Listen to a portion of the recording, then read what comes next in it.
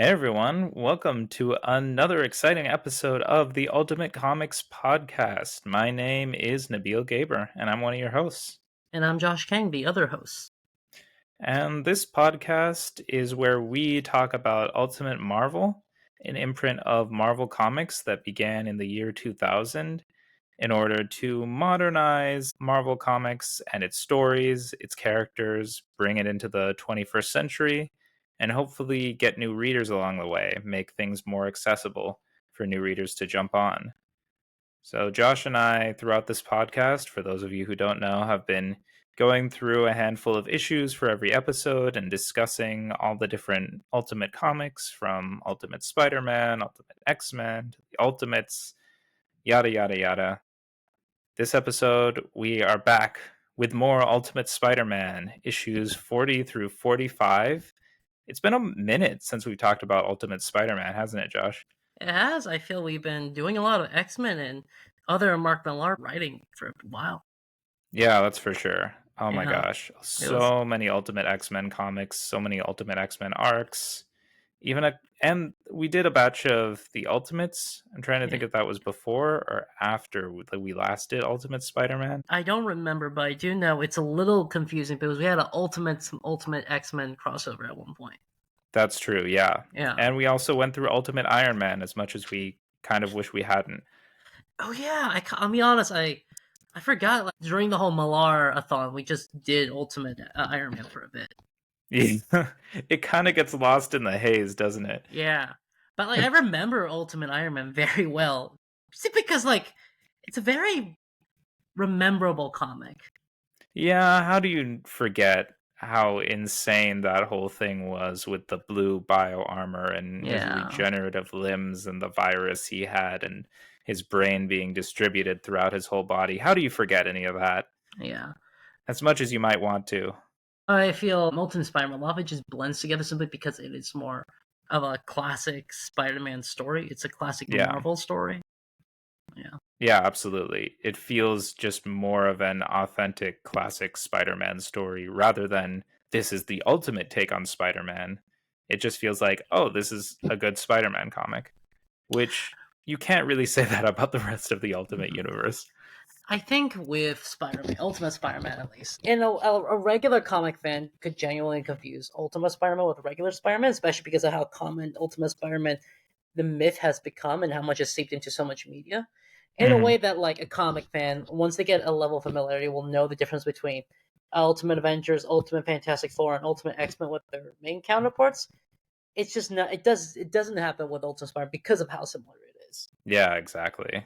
I think Ultimate Spider-Man, like you're saying, has just found its way into so much Spider-Man media, as well as just felt its ramifications in the popular culture understanding of Spider-Man through these comics that it's easy to confuse mainline Spider-Man with Ultimate Spider-Man.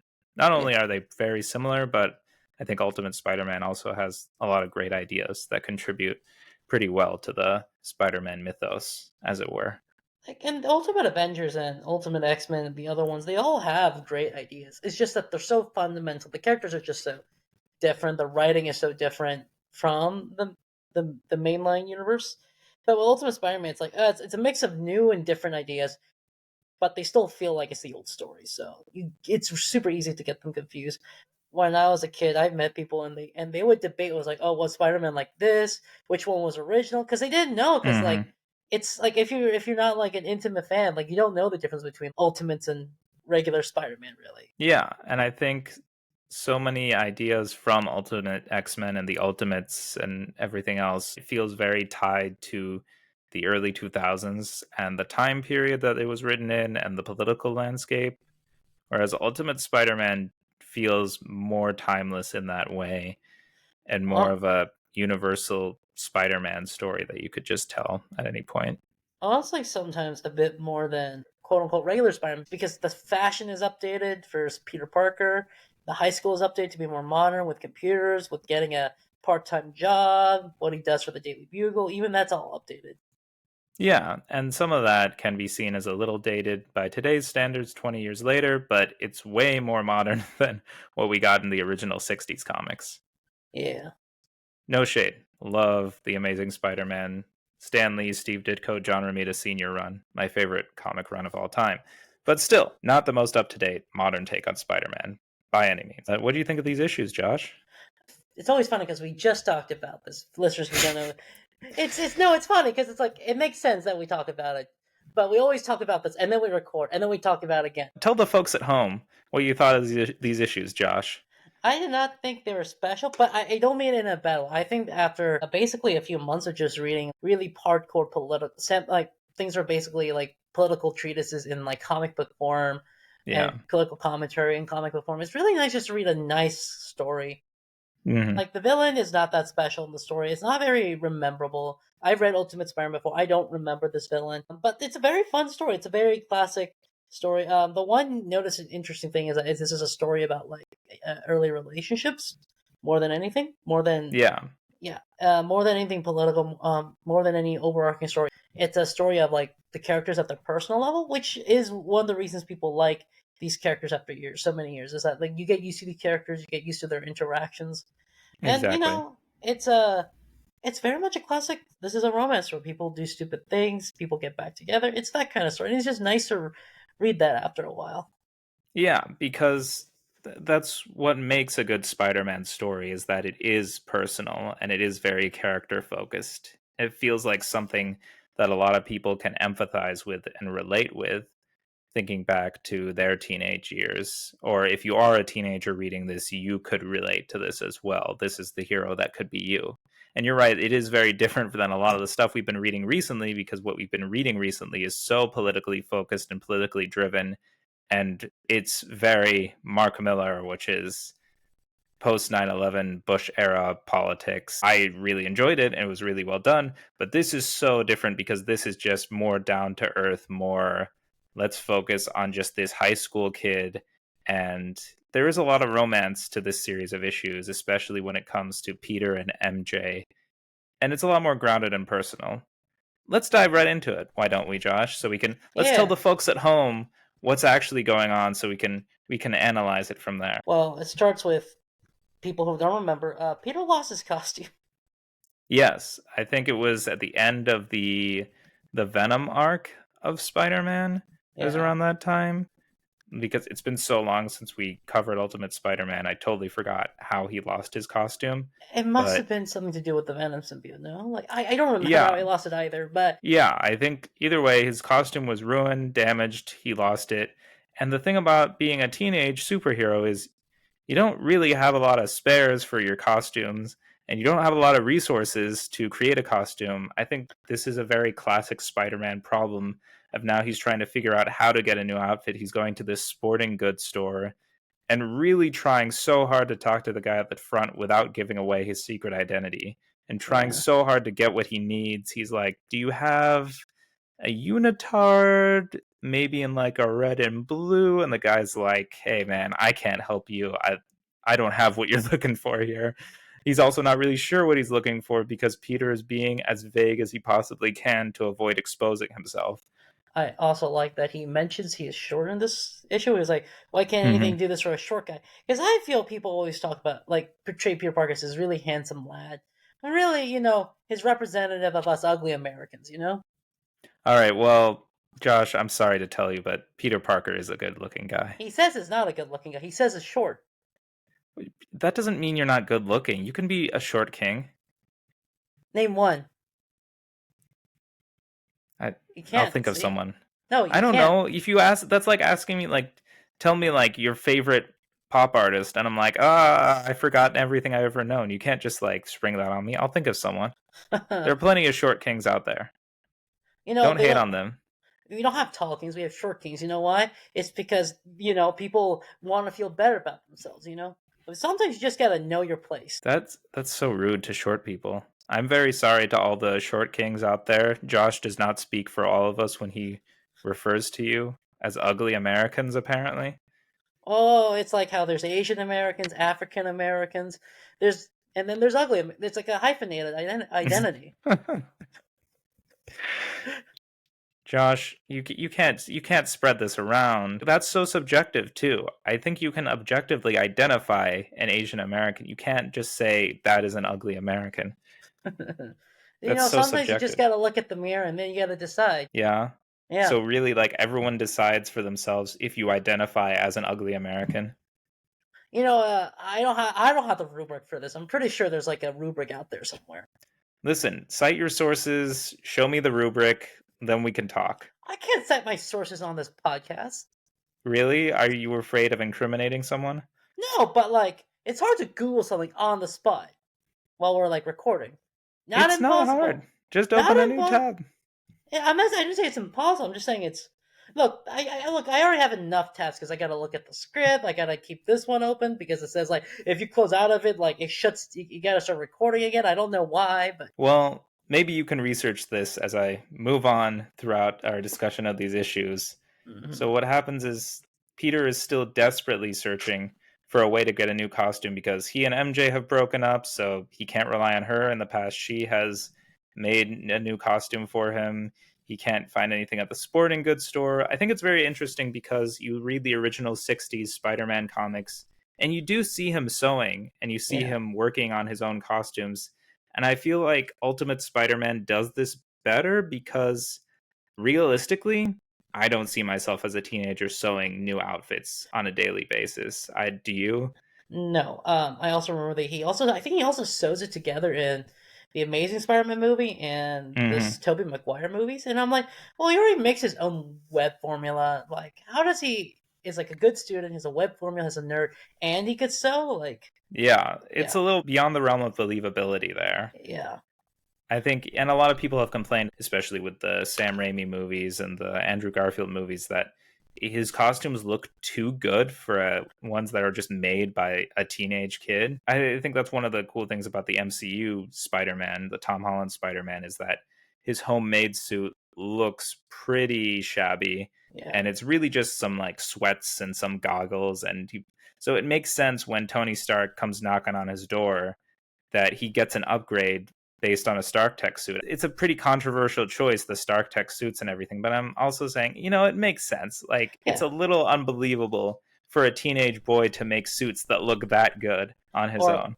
a durable leotard one piece suit. Honestly, the MCU suit, if you get rid of all the gadgets, is not a bad suit. Like you put it on and then you push a button that compresses all the air. That's a good idea. And people go, oh yeah, but Tobey Maguire Spider-Man sewed his suit, but like the actual cost of the Tobey Maguire suit, I think was like a couple $100,000. And I'm like, there's no way Peter Parker could make $100,000 suit when he's Yeah, already doing school, already doing not with his broke Spider-Man. ass. Yeah, Yeah. and it's broke. His Aunt May can't get $20 for him. You're telling me he has time to make a $300,000 suit? I mean, like, if he's got the money for that, he's using it for the wrong purposes. He should be helping out his aunt or paying his rent. No, I bet he got it through Aquaman's life insurance. Yeah, and it was like an addendum. Peter can only use this money to make really cool super suits. That's it. Nothing else. No other purpose. Yeah. But Uh, it's really well done in Ultimate yeah. Spider-Man, I think. You're like, yeah, of course he's a teenager. He doesn't know how to sew. He doesn't have the ability to make his own suits. So it's very classic Spider-Man of him running around trying to find a way to work with this. But then we cut to Peter and MJ in class, and Peter's looking very sad and down in class, and MJ does the classic thing where she writes on her notepad like, hey, you're okay, and she holds it up in front of Peter because they can't talk in class. And so they're exchanging notes basically of like scribbling down on their notebooks and then holding it up to each other. MJ's kind of worried about him. Peter just goes, "Why'd you break up with me?" Yeah.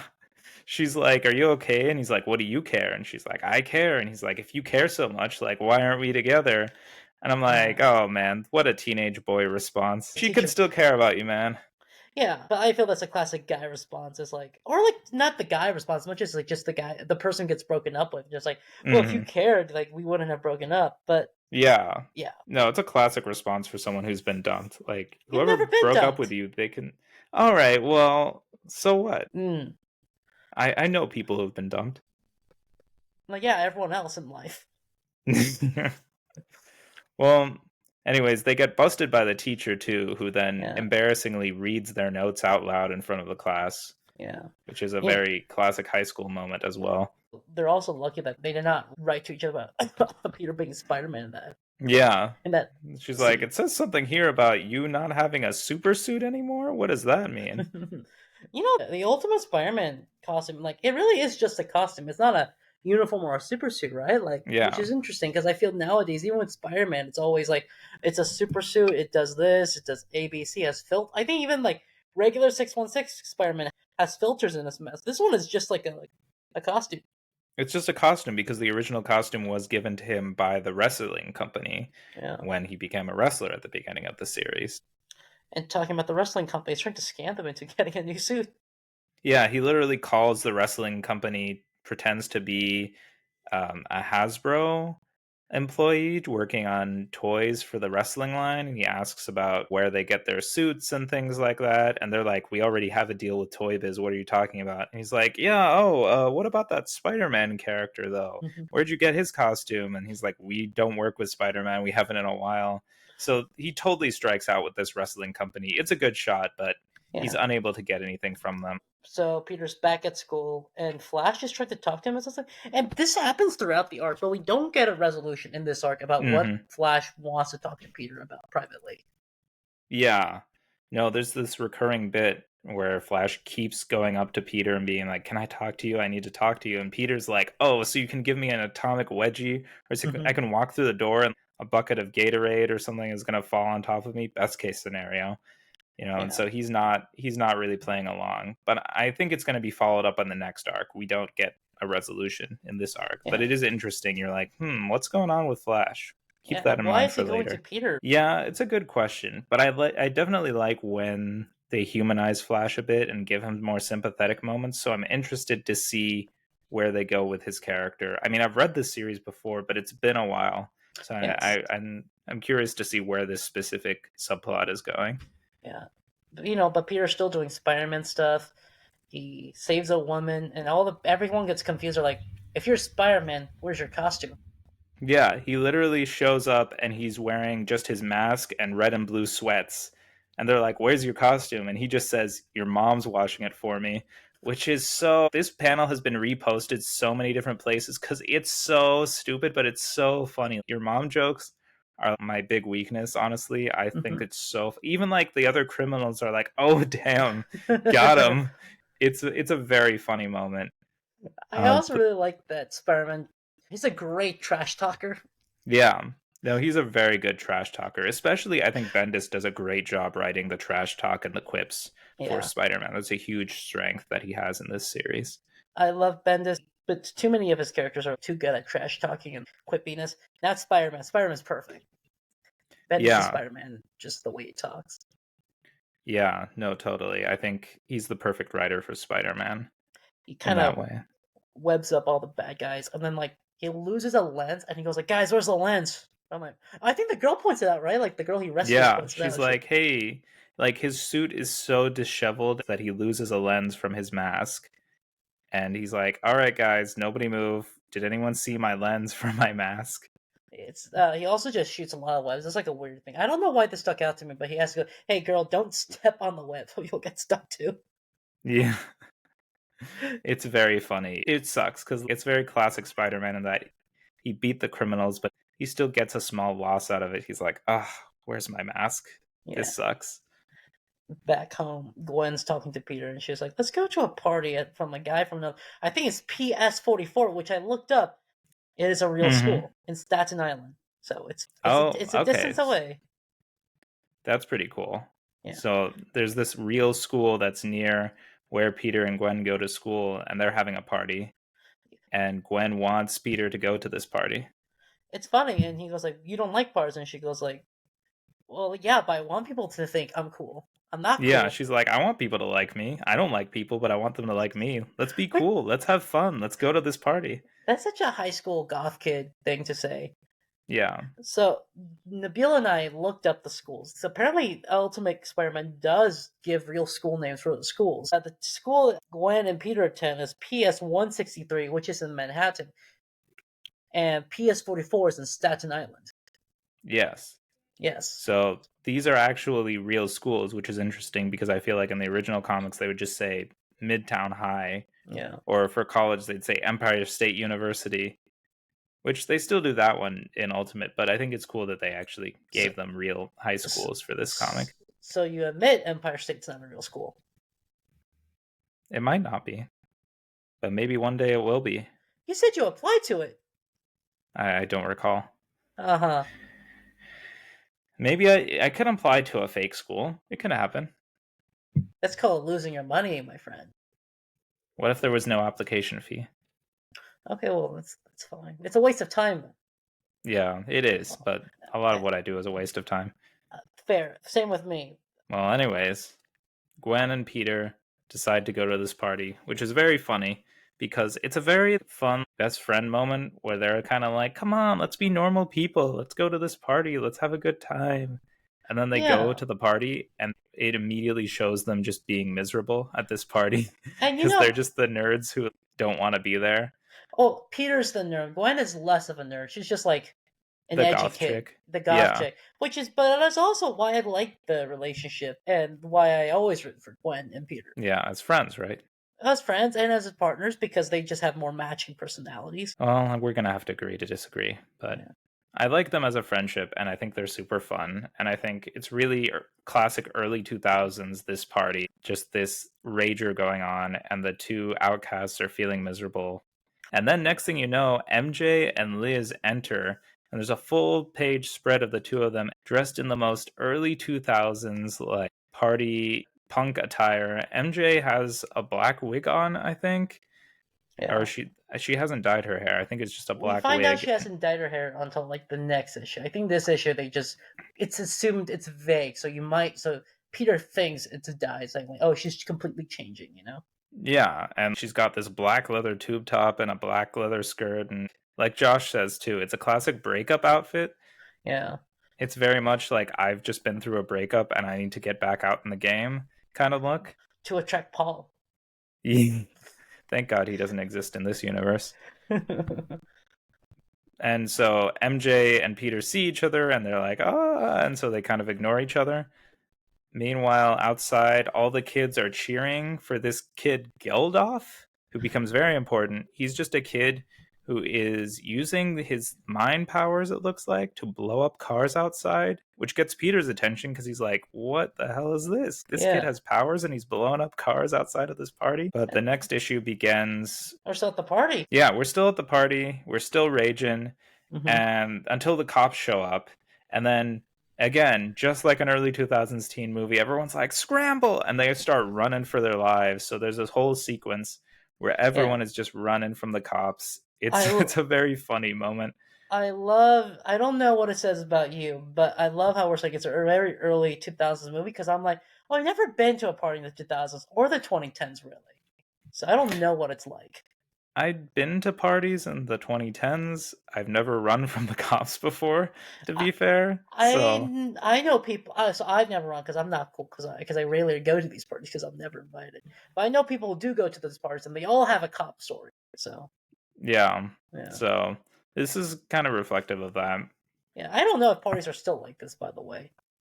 Maybe. Who knows? We're too old for that. Yeah, I'm too. I was never invited to parties then. Not now. I'm not even invited to cool events. I just stay at home. Parties are a little overrated, if you ask me. But yeah, I agree. I would be Peter and Gwen in the background. The few parties I did go, I definitely was Peter and Gwen in the background, just sitting there, not knowing what to do. Yeah, I feel that. That's the good thing about Simone's these days. If you really don't want to be there, you have something to do now for once in your life. Yeah, that's true. People will judge you, but everyone else is also on their phones these days, so why not? Yeah, why not? Yeah. You have something else to occupy you. Yes. So everyone scrambles. They hop the fence. MJ goes, I don't want to be caught in this outfit. My mom's going to kill me. Gwen goes, I don't want the police to find out because then they're going to look up who my dad was. Yeah, Gwen is definitely panicking because she's like, great, now they're going to see, oh, this is the daughter of George Stacy, and look what happened to her after her dad died. Yeah. I think it's really funny when they're all helping each other hop over the fence, too. There's a fun scene where Peter's the last to go, and Gwen's hanging over the fence, reaching for him, going like, come on, just climb. He's just smirking, which is very funny. Yeah. He could jump over that wall realistically. Yeah, he could easily take that. But it's nice that she's encouraging him to climb the wall, because I feel like any of the other characters would not. They would just left him to be abandoned by the fence. And like it's like the very classic, oh, the last kid picked to be on the sports team thing. Or like that scene in the anime show where Kingpin just couldn't climb the ladder. Which is really funny because he can easily do that with his power. So he's like, okay, yeah, sure. It's going to be a real challenge for me. I bet if he just jumped over, this cops would have gone like, "That looks like Spider-Man." He just did a Yeah. quadruple backflip over the wall. Yeah, exactly. They're like, he kind of moves. Those moves look familiar. He moves like a spider, like a Exactly. Spider-Man. Wait a minute. Say that again. But yeah, they're all hanging out afterwards at the bus stop. Peter, Liz, MJ, Gwen, and they're hanging out with these two other girls from the other school who talk about Geldof, the guy who was blowing up cars, and everyone's gossiping. They're saying he's a mutant. And Gwen's like, oh, careful around Liz. She hates mutants. And Liz It's is like, just hey, she finally reveals my uncle was a mutant and he died. yeah. And I'm It's like, okay. it's really interesting because this whole series, you just get Liz hating mutants. You get her talking about like, oh, I had an uncle who may have been a mutant, who is a mutant. It does lead to something, but I do wonder why they do harp on it a lot.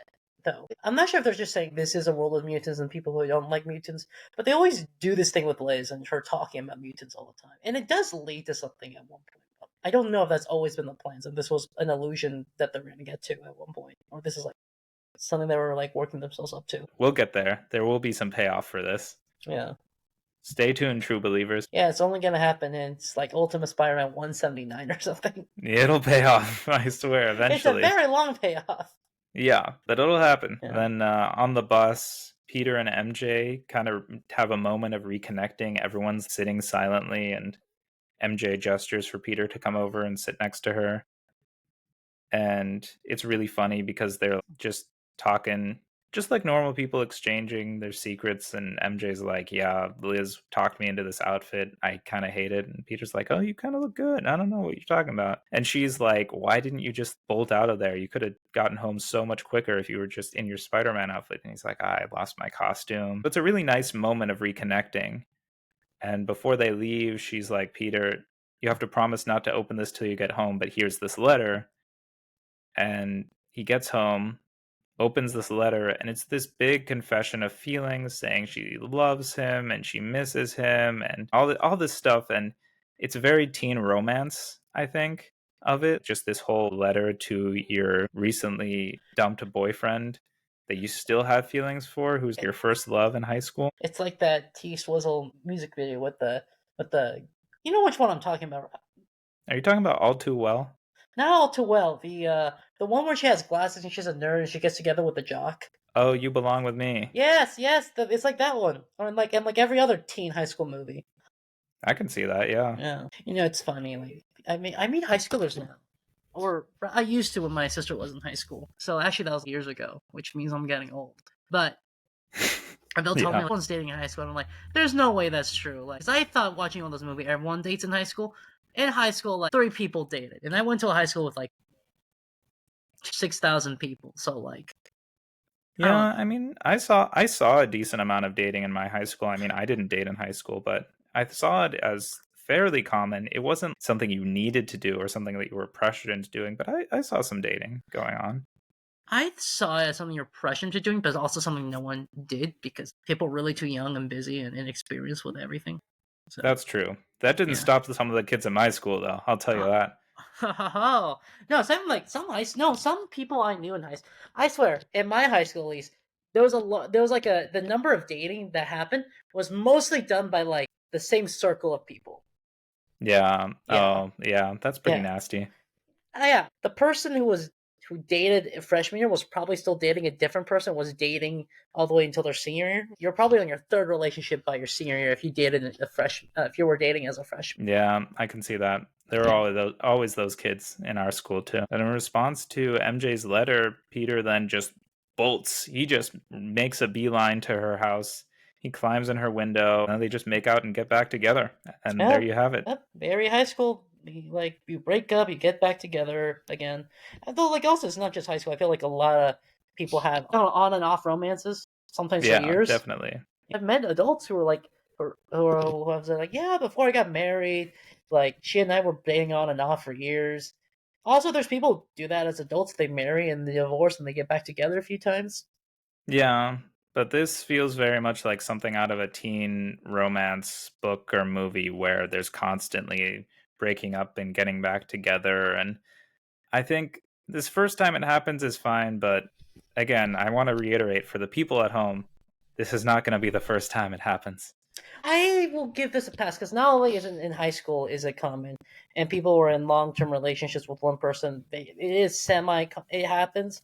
It's also the fact that there's the additional pressure of him being Spider Man that adds to it, Yeah, that's and true. they live in close proximity and Hmm. they're going to the same spaces. They most, especially later on, they'll share the same friend group. So it's a lot harder to. It's like Rachel and Ross, because everyone Yeah, we all it realize, has that vibes for sure. yeah.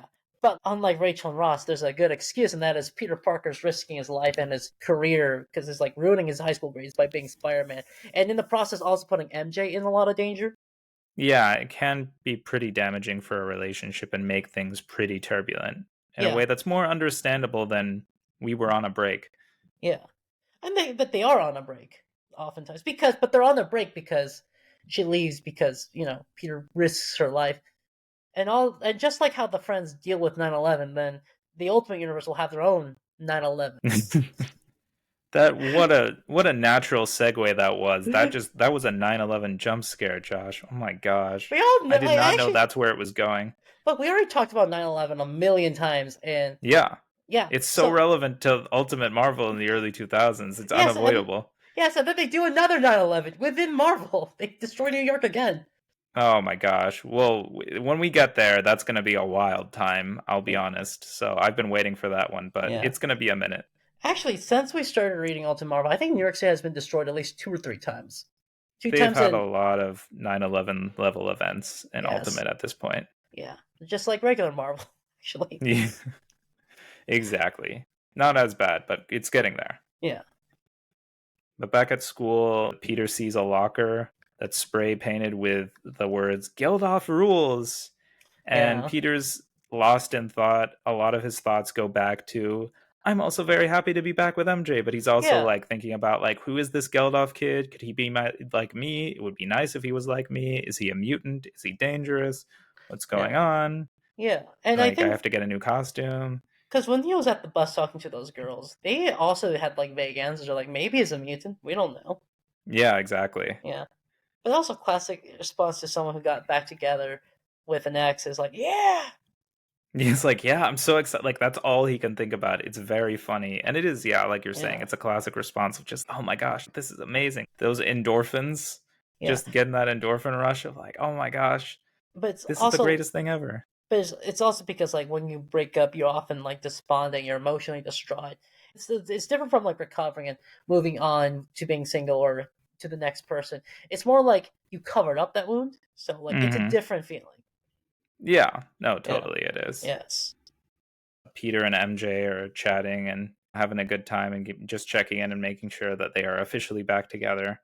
Liz shows up and says Geldof is out blowing stuff up at his school. PS44, baby. Exactly, Staten Island, baby. Yeah. I actually have no idea if the PS44 in Ultimate Marvel is in Staten Island. The PS44 in real life is Staten Island. So let's just say it's Staten Island. Yeah, let's just say it's Staten Island. Yeah, and then MJ tells Peter, listen, you gotta go. And he's like, are you sure? I thought we were gonna hang out after school. And she's like, no, listen, you gotta take care of this. This is important. And she's like, hey, before we broke up, I was working on a costume for you, like a spare, but I wasn't able to finish it. So she gives him this half a costume, which is really just the top half. So he's got this baggy top half of his costume just hanging over his regular pants. And it's so funny. It looks so ridiculous, but hilarious. Like, this is what he's got to work with. We got to send it. Fuck it. It's We ball.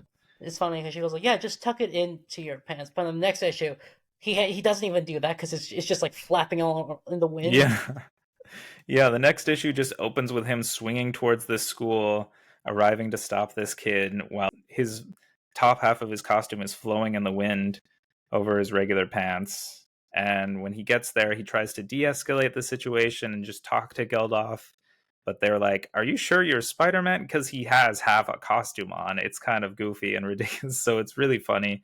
But he convinces them. He like webs his hands. He's like, "Hey, stop!" But the cops do show up, and Peter tries to leave because he's like, "I can't handle another altercation with the cops. He's had Yeah. too many of those." And as he tries swinging away, Geldof has this moment of like, "Take me with you," and like grabs onto him. And Peter's like, "What the fuck are you doing? You idiot! Get off of me!" And they do get to a roof where they just chill and talk. Peter's like, "Why'd you do it?" And he goes, "The coach like suspended half the team, so I blew up the coach's car. And then then the teacher called me a name, so I blew up her car." And then Peter's like, "What is that supposed to come?" Well, if I blow up their cars, they're gonna unsuspend me. Oh, Yeah, unsuspend the football team. Sorry. And we just like kind of like the thinking of like a dumb teenage. Like it's dumb, and the whole point is that it's dumb. But then like teenage boys do dumb, stupid things. yeah. And I Yeah. think the whole point of this arc too is that Geldof, and we find out a lot in these issues specifically, is that Geldof is a lot like Peter in that he's just an ordinary kid who has these powers, and then as soon as he gets these powers, then he's like, well, I'm not a nobody anymore, I'm not a loser, I can do all the cool things, I can go to the parties, I can get the girls.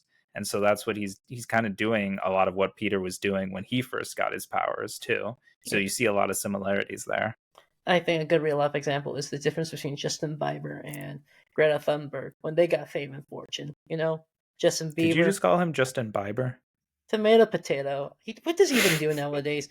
He just makes music, and what does he do? Abuses drugs, goes on parties, beats up reporters, kind of does all the Geldof things. Well, Greta Thunberg, I don't know. I think she made a documentary. Like, there's the difference between Peter's Greta and Geldof is Bieber, the Beaver. I think Bieber cleaned up his act though, so Oh, well, that's like, but he was an adult when he cleaned up. He was older than we were when he cleaned up, I think. hopefully Geldof gets better. But yeah, there your parallels are on point as always, Exactly. Thank Josh. you. Thank you. This is the parallel between Peter and Geldof, Or Peter and Greta, as they say. as they say. Yes. But then Peter talks to Geldof, and they're exchanging notes about their powers and how they got them and what they can do. Geldof kind of seems to have very similar powers to Gambit, actually. And I forgot for a second that Gambit, we already saw Gambit, but I actually thought he was Gambit for a second. I can see that. I can see the similarities there in their powers and also their look. But yeah, Peter tells Geldof, he's like, "I think you're a mutant."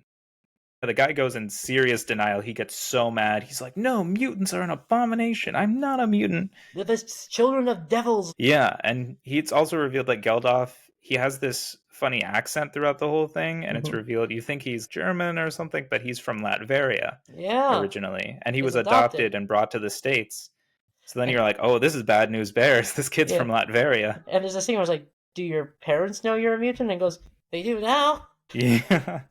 So it's very funny that way, but it's also like, there's foul play here. This kid's from Latveria. This is not good news. Yeah, From anyone who has read Marvel Comics and is familiar with Latveria, you know. If you know, you know. yeah, But we'll get into this later. yeah. And he goes like, "What have you been doing with your powers?" And he goes like, "Getting girls, going to parties." And he's like, "Have you ever thought to use your powers responsibly to help people?" He's trying to give him the "with great power comes great responsibility" speech. But this kid is just like, "What?" Yeah, just like the Beebs and Greta Thunberg, Yeah. I'm sure they have that exact same interaction. probably. Spider-Man sees a bunch of guys dressed up as superheroes robbing a store, just like Homecoming. Yeah, Spider Man hears an explosion nearby and gunshots, so he has to stop the pep talk to stop a nearby robbery by a bunch of guys who wear Avengers masks, which is just like Spider Man Homecoming. Yeah, That's there's an inspiration for the scene in Spider Man Homecoming. yeah, there's also a scene where the guy who's dressed up as Captain America just shoots him. He misses. I don't even know if Spider-Man dodges. The art's unclear, in my opinion. And Spider-Man just goes, "You suck," and they all just surrender after he beats up that guy. Yeah. Also, I think it's really funny how in those masks, one of the guys is dressed as Batman, which is like, dude, you got the wrong franchise, buddy. Wrong company. But yeah, Spider Man beats them, but then Geldof foolishly thinks he can help, and he nearly kills everyone by blowing up a car right behind the store. So And he's got the spirit down. he's got the right intentions, but he's also going about it very recklessly. Yeah. And this pisses Peter off a lot. And he's like, you could have hurt everyone. They almost get into a whole fight because he's like, I'm taking you back to school or to the police or whatever. And Geldof is like, oh, well, I could blow you up with my powers. And He then goes just like, as they're about to get into another fight, the X-Men show up, baby. yeah, and then it's Kitty, Jean, and Storm, and they show them like, we're the X-Men, but just the cute ones. Which I'm like, wow, you just chose all the female members of the X-Men for some reason. Yeah. Not that I'm complaining, but also what a weird coincidence that it's these guys. But yeah, it cuts to the beginning of the next issue. In science class, the teacher is really upset that Peter isn't there because he's like, Peter's the only one who pays attention. And Gwen says like, well, what does it matter if he's not here? He gets all A's anyway. And he goes like, that's not the point. And MJ's trying to make excuses for him. She's saying he's got stomach problems and stuff. And luckily they are saved by the bell because there's an announcement that school is canceled. Because PS44 is under attack by mutants. Yeah. It's so funny. Kang's immediate reaction is like, yeah. And everyone is so happy and they're all leaving. And the teacher's like, hey, I didn't say you could leave yet. And even the announcer is like, stay in your seats until the teacher tells you to leave. But they're all just running out of there. They're booking it, just like any other kid who hears that school is canceled. Yeah. And then we cut back to the rooftop. And as soon as the X-Men approach Geldof, he just faints because he's so terrified. Of mutants. They kind of explain to him what's going on. They're like, our mutant detector's kind of detective. And he goes like, what do you mean kind of? Yeah, exactly. Yeah. It's like, what do you mean? You're not sure that he's a mutant? Like, what's going on? Kitty has a crush on Spider-Man.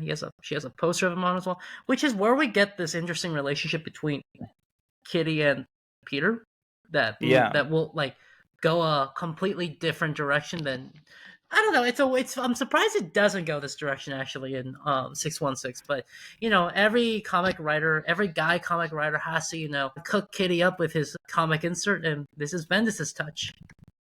Yeah, well, in the main universe, by the time Kitty was introduced in the early 80s, Peter had long since graduated from high school. She was 13 when she was introduced. I think he was either still in college by then or had graduated college. So it would have been really weird if they did something with them. And, well, illegal, highly illegal if they did something with them in the main universe. Odd thing is, I think their ages now mostly match, right? Like, because I know, like, I've heard the official thing is Peter Parker and Cyclops are the same age, but no one who reads the comics thinks that because they just aged Cyclops so much and stopped aging Peter so dramatically. Yeah, I think that's a bigger issue of the fact that they keep Peter stuck in the same like age bracket they've kept him that way, frozen for so long, while they've allowed Kitty to age up quite a bit, close to Peter's age. I wonder, like, I know it's all comics and so the corporation's allowed to play like loose and goosey. I wonder if they, like, in the comics, no one ever thinks to, like, have you noticed some of us have aged weirdly? Like, some of the Young Mutants, I wouldn't be surprised if they're Peter's age, because Cannonball has a wife and kids now, so. Yeah, that's right. Yeah. It just feels different for every character, and how important it seems to keep some characters young as opposed to it's okay to age others based on their popularity and what people plan to do with them. I'm totally fine. What? But yeah, the bottom line, in this universe, Kitty is down bad for Spider-Man. She's got a poster of him. He's just confused by the fact that there are posters. I don't even think he can tell that she's got a crush on him. Because, he's with someone. So when you're with someone, you're kind of oblivious to that. And then there's a good scene where he goes like, yeah, Geldof is a bit, he says homophobic, and he goes like, well, I don't know what the right word is for, like, hating mutants. I think Beast will later tell him the next issue it's a mutant phobic. Yeah, but I think they even tell him in that issue. Oh, they do? Huh. Yeah. But there's that famous scene Jean's talking to, I actually don't know why she's talking to Peter telepathically, because they're just talking fine, like, person to person. Just to show that she can, honestly. It's kind of, she's boasting her power as she does in Ultimate X-Men. She does the same thing. She just to show that she has telepathy, she just starts talking to him telepathically, and he's like, hey, stay out of my head. Like, what the fuck? Why can I not see your lips moving? She's like, she's a monster. Yeah. Then there is that famous moment where she's like, it's actually nice that you're the first guy I've seen in a while who hasn't immediately pictured me naked. And he immediately pictures her naked as a result. Yeah. And she's like, until now. And he goes like, all right, I'll stop. Now I'll stop. Now I'll stop. Because it's trying. It's a long, very funny sequence. Yeah. I think it is Jean's fault because she put the idea in his head. Yeah. Not literally, but just by saying it, he's like, okay, I can't not picture it. You know, if Jean had nuclear weapons, she probably would use them. Like, I'm gonna be perfectly honest, considering what she does just to show she can. Yeah. Professor X psychically shows up. Peter's like, "Well, what is this?" And he goes like, "Yeah, I gotta bring." I think he says like, "Hello, angels, bring the kid back." And it's a very funny Charlie's Angels reference where he calls them angels Yeah, because, he's Charlie and they would be the three angels. and it shows he sent all the girls out. Yeah, feels like it was intentional almost on his Yeah, part. you know, they should not even call them the X-Men. They should call them the X-Woman. Don't bring that up again, I swear to God. I think I brought it up the last 4 episodes. Yeah, you got a streak of bringing up that terrible line on this It's show. not that bad. It's because I'm saying It's not awful. I'm gonna run a poll on our Instagram page, and I'm gonna get people also just random insert in the middle. If you think X-Women is a bad line or a good line for that matter from X-Men Dark Phoenix, write in to our email. What's our email, Josh? It is ultimatecomicspodcast@gmail.com. Comics is plural, but it's not a bad line. We only remember it because some guy memed it on the YouTube. It's an okay line. It's not a good one, but it's not terrible either. Someone just memed it. Everyone remembers it now. If no one memed it, no one would give it a second thought. They just would have thought it's like a line at worst. I will also reach out to people about this on Instagram. Our Instagram is Ultimate Comics Podcast. See that seamless transition into promoting our socials? Yeah. Write into us, DM us, comment on our photos, and like everything. So anyways, it's a bad line and Josh is wrong. But as the X-Men are leaving in the X-Jet to take Geldof with them, Kitty really wants Spider-Man to join them. And he's hesitant because he's like, I got stuff to get back to, like school. And he doesn't even realize that school had been canceled. He's got to get back home to Aunt May. And yeah, she clearly has a crush on him and wants him to go. And even Storm and Jean are picking up on this. And they're like, seriously? Mm-hmm. And then he goes like, I also got to be home before 6. And they're like, yeah, we could swing that. You get it? You get it though? Yeah. I get it. Oh. Your witty repartee never ceases to amaze me. I know. I'm a regular spider, man. Ayo. Oh. What are we, some kind of Spider-Man? That's not even a bad line from that movie. It's just that movie's bad, so we remember it in a bad way. Write in and tell us if you think that line from Suicide Squad is bad when Will Smith as Deadshot goes, what are we, some kind of Suicide Squad? It's not a bad line. We just remember it because that movie was so bad and they put it all over the commercials. I bet you enjoy that line at the end of Fantastic when the Thing goes, it's fantastic. And then Reed goes, say that again. I bet you think that's a good line. Well, I never watched Fantastic, so I cannot judge. I didn't either, but I saw that and I thought immediately that's dumb. But it's so funny and so memeable, so I'm going to keep saying it. So I've never seen the movie Morbius. From what everyone tells me, if you're not stupid watching it with friends, there's no point to watching it. But yeah. I honestly cannot. It's because of how bad and weird that movie is. Honestly, I have no idea if people are joking when they go like, yeah, there's this thing where he goes like, it's Morbin time. Like, I honestly have no idea if that's real or false because of how weird and bad that movie is. I've seen the movie, but I don't want to ruin the mystery for you, so I'll just leave it ambiguous for now. You're not going to tell me if there's like a Morbin time. I can tell you when we stop recording. I don't want to ruin the magic for anyone involved if they know whether or not he says that. Yeah. But back at school, everyone's parents are picking them up because school has been canceled. MJ's mom picks her up. Aunt May shows up and is like, where's Peter? And MJ's trying her hardest to cover for him. But Gwen's like, no, he wasn't here. He was not here all day. I went to school. He didn't show up.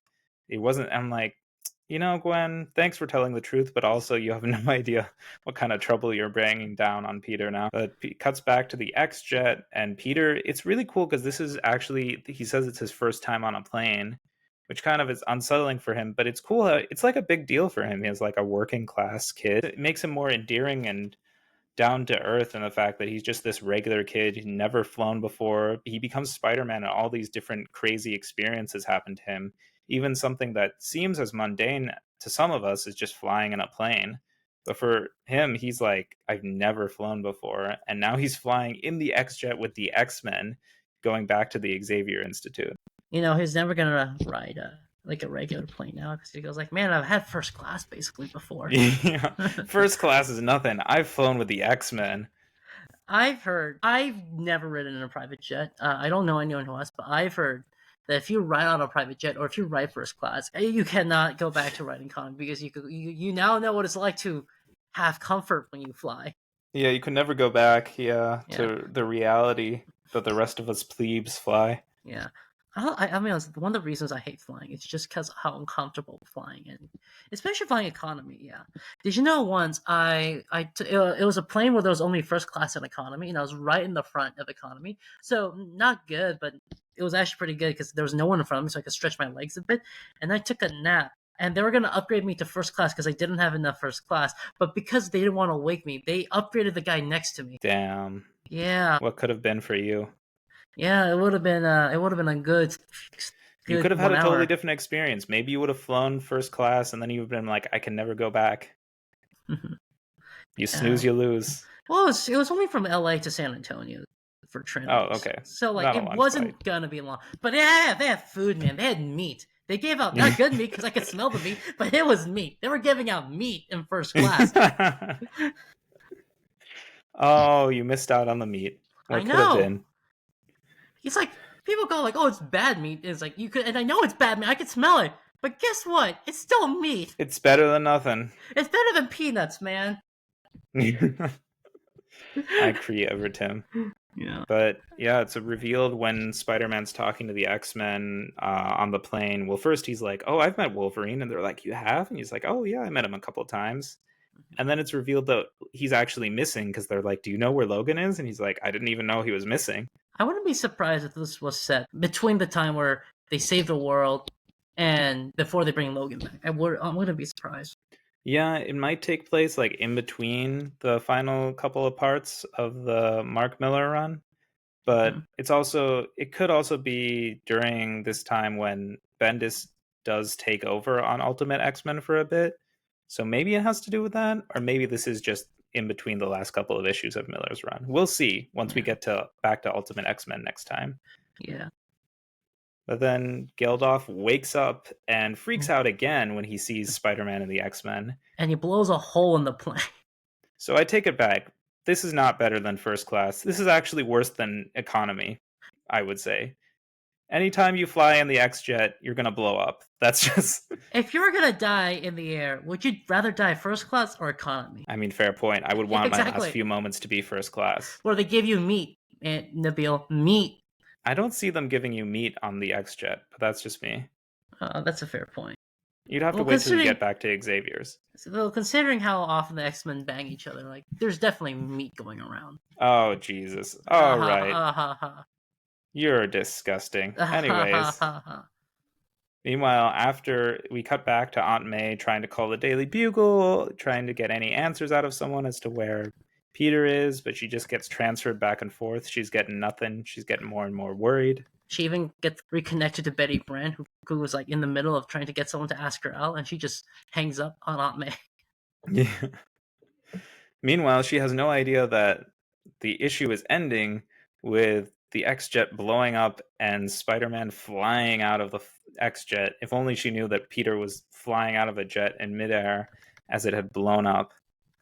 Yeah. And that's the big cliffhanger. We cut to the beginning of issue 44, where the geometry teacher at Peter's school calls Aunt May and says, "Hey, Peter's a smart kid. He gets good grades, but he keeps skipping class. I hope you can, do something about this. As his guardian, I'm trying to do everything I can on my end." She's not happy to hear that. Yeah, she's not happy to hear that. And then in front of Gwen, she goes to his basement door, yells for Peter. He does not respond because he's not there. And she takes out a fire extinguisher and breaks the basement door handle to open it up. This is hardcore, like, helicopter parenting. Well, helicopter parenting of a punk kid who's, Yeah, he's been pretty delinquent. But I think this shows how intense Aunt May can be as a parent. She's like, "You're not answering? I'm going to break down this door because I don't know what's going on with you." Yeah. But, of course, there's no one there. It's revealed in another issue she has a gun, so, Yeah, she doesn't mess around. Yeah, she could be an intense person. Yeah, she can be when she wants to be. Yeah. We just see Peter reading a book about Ben Urich taking down the Kingpin in a weird Mm-hmm. cathedral-esque area, and it turns out it's all a dream. Yeah, because Peter's in this big library reading this book, and Professor X is like, hey, time to wake up in his mind. And he wakes up and he's there at the Xavier Institute and he's in the med bay, and all the X-Men are standing around smiling at him. And I love this detail by Mark Bagley that Cyclops is the only one who's not smiling. He's just standing there pouting, as Cyclops is wont to do on occasion. It's revealed then in the flashback that Storm saves the plane with her weather powers while Jean telekinetically rescues Spider-Man and Geldof, who had I, flown out of the plane. I think she rescues Peter at the last second too. Yeah, just as he's about to like touch down on the ground and land on a bunch of cows on this some farmland. Yeah. So Peter's naked. His anger's like, "You guys don't know that I'm Peter Parker." And they're like, "We didn't know that. We Yeah. just took your mask off for safety." But it is a pretty understandable concern that he has. He's like, everyone knows my secret identity now. Like, everyone has seen me without my mask on. This is so frustrating because I'm trying so hard to keep this a secret. Yeah. It's like, you guys know I'm Peter Parker, and they're like, we didn't though. Yeah, until you literally just said your name. And it's interesting. So we're getting like snippets. So it's like, while this is happening, we're also seeing like Aunt May, what's going on her end. She's trying to snoop on Peter's computer, and then classic Boomer, she can't log in. Yeah, she's like, password? That's too much for me. I can't get into this computer. I'm like, just guess his password. In the MCU, she's not a Boomer. In here, she is. She's a hippie. Based on her age, she's a Boomer.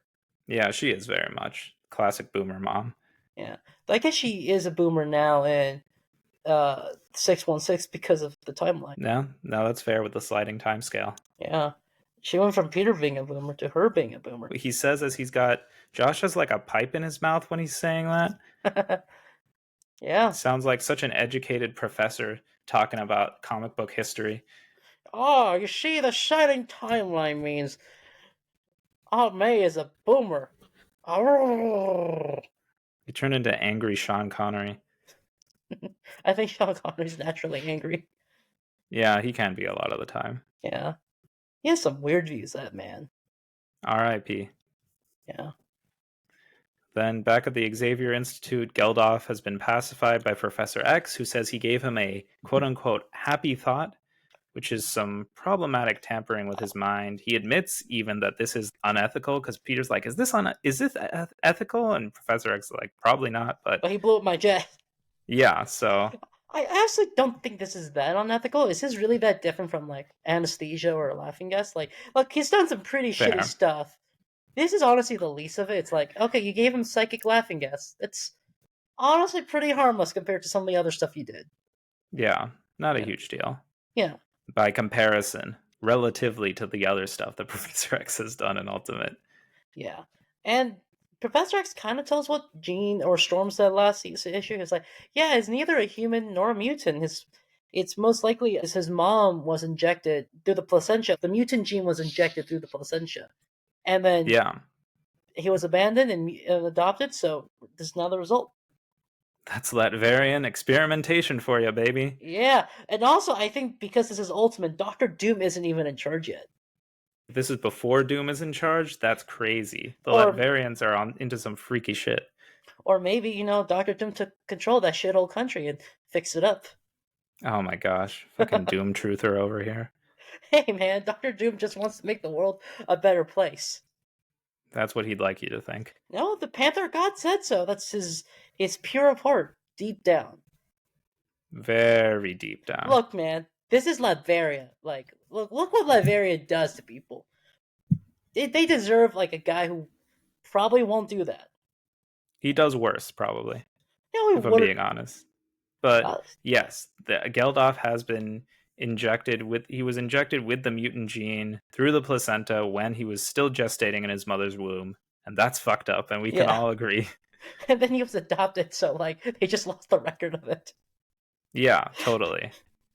And Professor X he's using this as an example in front of the UN, so he can use the UN to pressure countries that ignore some of these like inhumane experimentations and conditions. So he's really just using Geldof as kind of a pawn in his human rights slash mutant rights quest, which I understand the goal and the nobility of it, but I think Spider-Man also calls out a lot of the moral ambiguity of this and how Professor X is really using Geldof and not treating him like a person. There's a point where Professor X keeps saying it, and Spider-Man's like, he is a person and he should have a choice in this. He should be willing to make his own decisions as a human being. It's like how Magneto does on mutants that turn into animals. Professor X goes like, well, I'm okay with people. Mutants are better, but this guy's none of it. Yeah, and Spider-Man's like, you have to treat him like a human being. You have to give him a choice in all of this, which is really cool seeing him call this out, especially seeing a lot of the shady things that Professor X has done in Ultimate generally. I will say I do like this portrayal of Professor X more than his portrayal in Ultimate X-Men, because he does just seem more professorial than he normally does. Yeah. He seems a little closer to his 616 counterpart, who is still pretty shady and still morally gray a lot of the time. Yeah. But he's very intellectual, like his 616, which Ultimate X-Men Professor X was a little, at times not. He was a little more on the political side of things than the intellectual side. Yeah. Which they can go hand in hand, I would say. Yeah. Peter then beats the crap out of the X-Men trying to escape. He phases through Kitty while she's delivering food. And then Professor X goes, yes, but what would that accomplish? Yeah, and then it's revealed that whole sequence of him like beating up the X-Men escaping was really just a thought that Peter had that Xavier read in his mind. Mm-hmm. And Peter's like, it was just a thought. But it's really cool how that's done and shown to us visually.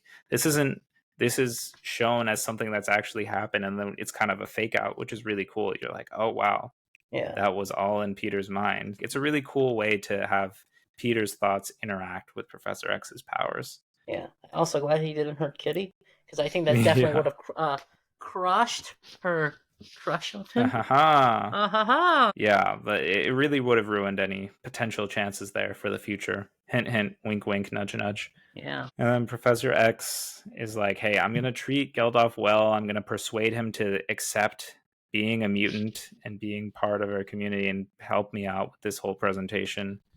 And Peter's still pretty uneasy about the whole thing, but he's okay enough with this to be like, I guess this is fine. And then he realizes, oh, I got to go home. I'm late too. Yeah. And he gets home and Aunt May is waiting for him. And she's like, we need to talk, which is a big yikes. Like, oof. We all been We've through seen that how as this one kids. goes. We start issue number 45, the last in our batch of issues. And a very well done story. Issue 45 is really all centered on Aunt May's point of view. It takes place entirely almost from her perspective. It's revealed Aunt May is seeing a therapist. The issue opens with her sitting down with the therapist and recounting the events of when Peter got back at the end of the last issue, and then showing that they got into a really big fight about it because she's like, where were you? Where have you been? And it's this big thing where she grabs his backpack and they start fighting over it. The backpack rips open, and I was really worried it was going to be like a Spider-Man costume or something. It's one of those big fake outs that they constantly do in Spider-Man where it's this close to her finding his Spider-Man outfit, but it's just something else entirely. But there is a scene though, like when she's ripping up and you see the side of the backpack, it is red inside. So I thought the Spider-Man costume was going to come out. No, exactly. Yeah. I was like, oh boy, she's going to find out. But it was just a book. It's The Merry Adventures of Robin Hood. Yeah, and it's his mom's book. Yeah, it's a book that his mom used to read to him. It has a lot of sentimental value. And his story is that he was at the food court at the mall just reading. And I think this is probably the most believable cover story I've ever seen from Peter this far. He's doing nerd stuff. Well, it makes sense for him being a troubled teen, especially someone who's lost his parents and his uncle and is being bullied at school. And he's a genius and he knows everything that the teachers are teaching him, and he can get all A's without even really showing up to class a lot of the time. I think it makes sense for him to just ditch school and go to the mall to read. It's a very believable story, more than a lot of the excuses that he's given so far. Yeah. And then Aunt May reveals to her therapist that it's really Spider-Man that's been bugging her and been on her mind a lot recently and giving her a lot of anxiety. And I think this is actually really cool. This is a big flashback to way back to issue number 22 of Ultimate Spider-Man. When Spider-Man beat up those like rollerblading like dummies. Yeah, and it's revealed that Aunt May was there as a witness and she saw it all go down. So they replay the whole scene basically line for line, but they show us that Aunt May was there. Yeah. And she's really deeply impacted by this and just by the idea that it's kind of the Wild West out there. You just have costumed vigilantes just out there like running around doing whatever they want. She goes like, "There's a weird coincidence where he only started showing up after my husband died, and is always in the area. Maybe he's my neighbor." Yeah, and it's a big coincidence that it's rumored that he lives in the neighborhood, and he was also involved in this whole thing where the police captain that I knew, the father of Gwen, who I take care of now, he was murdered by a guy dressed as Spider-Man, and she's like, it's so crazy that Spider-Man is just wherever I go, and he's this ever-present, looming, what feels like a threat, Yeah. which is pretty interesting because Peter is Spider-Man. If she knew, maybe she wouldn't be so stressed out about it. I mean, she'd be stressed out, but in another way, she'd be stressed out about Peter being Spider-Man and putting his life in danger and all of this. But with her not knowing, she's even more stressed because now she's worried that Peter is going to get caught in the crossfire and he's living in a world of chaos and madness with this Spider-Man character looming all over. And she reveals like, yeah, and I feel selfish. I want to push Peter away so he doesn't get hurt, but also I'm taking care of Gwen. It's not because I'm a good person. It's because I just want something to do, someone to take care of again, someone like to be a mom to. And the therapist goes like, well, like, it doesn't sound like it sounds like you're being a little too harsh on yourself. Yeah, her therapist is like, people need people to survive. If you need Gwen as much as she needs you, then that's okay. That's how communities are built. And she also talks to May about how May does feel guilty about how she didn't start seeing a therapist after Peter's parents died or after Uncle Ben died, but it was after Captain Stacy's death. And I think there's a lot of guilt there because there's guilt about those romantic feelings that May had for Captain Stacy, which we could kind of tell we were picking up what she was putting down, but now it's confirmed on the page, which is super exciting. Yeah. She was trying to move on from Ben with Captain Stacy. Yeah. And I think her therapist is like, well, this is okay. This is a sign of progress. It's healthy. You've moved on quite a bit since your husband's death that you can actually show any sort of romantic interest in anyone else. It's a good sign. But May does go into a lot of details. It's a really cool look at her, a lot of her survivor's guilt she's got she talks about these ghosts that haunt her, not literally, but figuratively. You know, she's the last survivor in terms of Peter's parents and Uncle Ben, and now Captain Stacy's gone, and all these people. And she does a lot of this stuff, like taking care of Gwen to kind of keep the anxiety at bay, or she doesn't want to be alone with her thoughts, which I think is a very realistic depiction of someone who's trying to cope with anxiety and depression generally, is someone who doesn't want to be alone with their thoughts and wants to stay busy and just keep doing, what they're doing and keep occupied the whole time. Yeah. There's also, I think, because when the earlier comics was very Spider-Man centric, now we're focusing on characters that are, it's not Spider-Man. It's not just we're finally getting this perspective on May and all this, and all this anxiety and stress that she's going through. Because not only is she like a single mom, basically, she's a struggling single mom. I don't think she has a job yet, or it's not been mentioned what her job is. Who's also taking care of Gwen, but yeah. Yeah, exactly. She's got a lot on her plate, and I think she does all this just to keep busy and just to deal with a lot of her own thoughts, but she opens up a lot about how she's been pushing Peter away because she's scared that if he gets too close, he's going to die like everyone else. And she knows it's not true and it's not a rational thought, but she still has this fear. It's still there. And she just feels so bad. You get her side of things about how she feels bad about keeping Peter at a distance, but also trying to hover over him when he gets out of line, or trying to almost helicopter parent him in moments when he's being a delinquent. So it's so fascinating. I think it's really well written how you get her perspective on this. Something interesting is that, like, she's talking about, I have these ghosts. I don't see them, but I feel like there's ghosts staring at me. The other thing is that she mentions Peter's kind of like his dad, and that she feels his taking on characteristics of his dad, and that like he just gets distracted and forgets about life to do science, or he just gets distracted with life from life. Yeah, exactly. And she's struggling with how to deal with this. Yeah. And May's therapist tells her maybe you should talk to Peter about this stuff because it's likely he's going through very similar things, which is true. She's got a huge point. I think Yeah. May and Peter share a lot of that survivor's guilt, and they do share a lot of anxiety, and they share a lot of things where like they push people away because they're worried about what's going to happen to them, and that's just not healthy because that just keeps them far apart from the people who love them and the people that they love. Yeah. And so there's this kind of wholesome ending where May comes home and asks Peter, "Hey, do you want to just go to the movies? You want to take your aunt out on a date," as she says? Go to one of those movie theaters where they serve pizza. And he's like, "I got homework." And she's like, "Blow it off." And he goes like, "Nothing's good playing." She goes like, "Nothing ever is." Yeah. But she just wants to spend time with her nephew. And I think that's a Yeah. very sweet, wholesome ending to this issue where they get this moment to just reconnect and be family and spend time together. I mean, for Yeah. all intents and purposes, Aunt May is his mom. Yeah. So, I feel like you have to, as a parent and a child, reconnect in those moments and create those good memories for each other, Yeah. especially since they're all they've got, Yeah. outside of Gwen, of course. Yeah. Oh, poor Gwen. She just gets left behind. Well, she wasn't there. She's like, "Where's Gwen?" And he's like, "I don't know." So I Classic guess they Gwen. just go to the movies without her. Rip. Yeah. But yeah, it's a very sweet ending and that rounds out this batch of issues. I really enjoyed it. I love that moment between the two of them. I thought that issue Yeah. was great.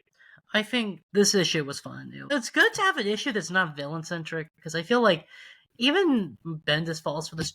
I'm not sure if it's a trap where like every issue has to be about introducing something from 616 and Yeah. like putting a new spin on. And sometimes you don't have to do that. Sometimes you could just have the characters be the characters. Those are always the best X-Men comics. A lot of the best Spider-Man comics are just people just him just interacting with other characters and you just liking the interaction. Yeah, it's great. I think that's true of this whole batch of issues. I think, especially for the last one we read, it's a great deep dive into Aunt May's character that is fantastic, just fleshing out the supporting cast and crucial characters for Spider Man's cast of characters. I think Yeah. with this arc about Geldof, I think it was a great showing of how far Spider Man and Peter have grown and how he has gotten to learn so much that with great power comes great responsibility, that he feels he can impart that on someone else, even if the kid can't take the hint. I love the crossover with the X-Men too, as well. Just I, showing Peter interacting with other heroes in the Marvel universe and also kind of standing up to Professor X, which is cool. I like the hints of Kitty and Peter, but that's because I'm a big fan of their relationship in Ultimate Comics. But Yeah, we're going to get a whole lot more on that later in Ultimate Spider-Man. And I really love that relationship too. the relationship between Kitty and I feel a lot of superheroes are now just paired with superheroes for the sake of it. And I get really tired of it, honestly, because I'm like, what happened to the days where you could just have like a regular love interest who's not a hero, who's really regular? Because a lot of these superheroes are supposed to be regular people lifted up Yeah. to extraordinary positions. The one with Kitty and Peter seems the most natural. The way you can't Hmm. talk too much about it now, but the way it's written later on, it's very natural. So Yeah, I think so, yeah, especially since they're both just teenagers and they both have these powers in common and they can both take care of themselves so they don't have to worry about one or the other being put in danger or anything. So it makes sense. yeah, But we'll get to that when we get to that. But yeah. these were some great issues. Yeah, absolutely. These are Love the fun. reconnecting of Peter and MJ. Love the team party at the beginning. It's fun. It's classic Spider-Man stuff. I love the whole stuff about him and his costume and not having it fully together yet. Maybe by the Mhm. next arc he'll have a full costume ready. Well, MJ will probably have it ready for him. and he just has to tuck the top into the bottom, right? Really? That's all he's got to do. Yeah. Still looks weird, but it's not as bad as like this baggy costume hanging over his pants. Oh yeah. Yeah, any final thoughts, Josh? I think I gave him, man. Well, me too. Well, next time we will be back with more Ultimate Marvel, of course, as we always are, but this time we'll be back with Ultimate X-Men. We're going to start a new era of Ultimate X-Men, which is very exciting because this is also written by Brian Michael Bendis. These issues are going to be issues 34 to 39. And I'm very excited. It looks like, based on the cover of this first issue, Spider-Man's going to be making a guest appearance, Yeah. which is very exciting. Uh-huh. We look forward to talking with you all then. Write into us, follow us on Instagram, please. We would love it. And maybe we'll release some footage next time of Josh just with that pipe in his mouth as we see him right now. Well, I have tons of pictures of us because whenever we end the podcast, this thing snaps a picture of us, and I have a ton of those pictures. That sounds like a threat. Maybe it is. Well, release the footage. I don't care. I got nothing to lose. Release the Riverside cut. Release the Riverside cut in black and white. Extended edition, 4-hour cut. All right. Well, until next time, everyone. We'll talk to you soon. Make mine Ultimate Marvel. Bye bye.